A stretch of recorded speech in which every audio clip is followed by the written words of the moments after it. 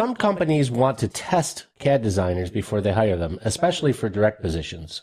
Here's why they do it and why you should welcome the opportunity.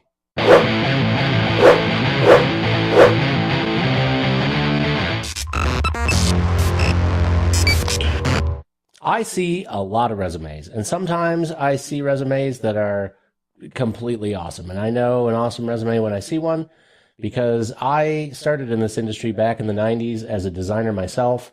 And man, there are sometimes guys have, went to Philpott, Batavia.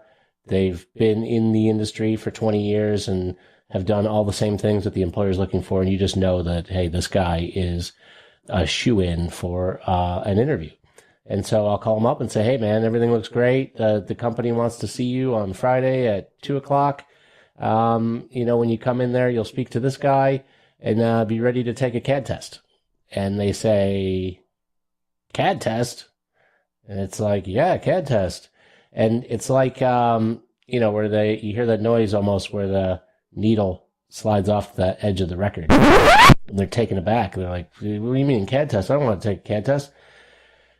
But, companies these days are testing people. Not everybody, but some of them. And, here's why they do it and why you shouldn't be alarmed. All right?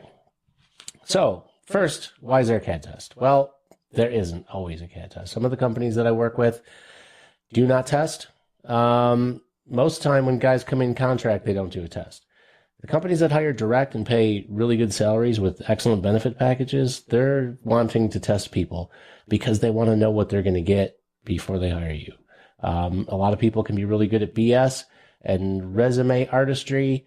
And in the end, the 20 years of experience that they thought they had turned into 2 years of experience 10 times.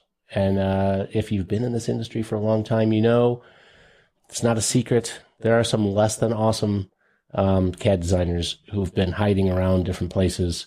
And a lot of times the less than awesome are seeking security so they could, maybe, run for cover and duck out of the barrage of scrutiny that they may be under. Who knows? The second reason is there are no real famous CAD designers, it is a small world, but there are only so many guys who have notoriety in this industry. If Henrik Fisker came to me and said, hey, can you help me find a job? I could probably get him in someplace with no test because, everybody knows who he is. But for the rest of us mere mortals, you may have to take a CAD test. There is kind of a shortage lately of really good top guys, and companies have realized this, and they don't want to constantly have to find superstars, so they're hiring them direct.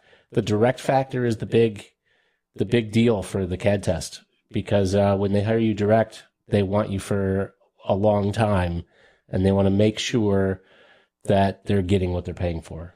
You can't create designers out of nothing.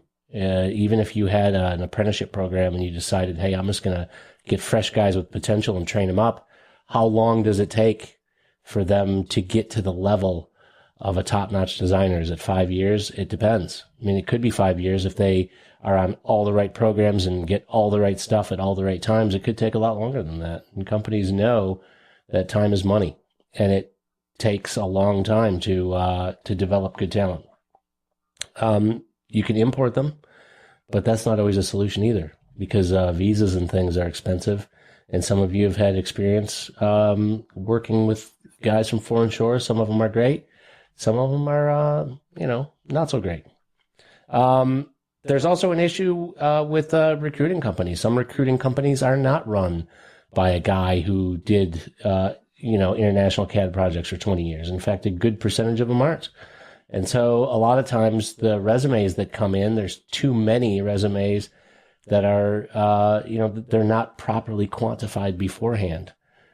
So hiring managers just see too many resumes, and because they can't trust the source from which they've come, they need to do the test. All right. Here is why you shouldn't be scared to take the test.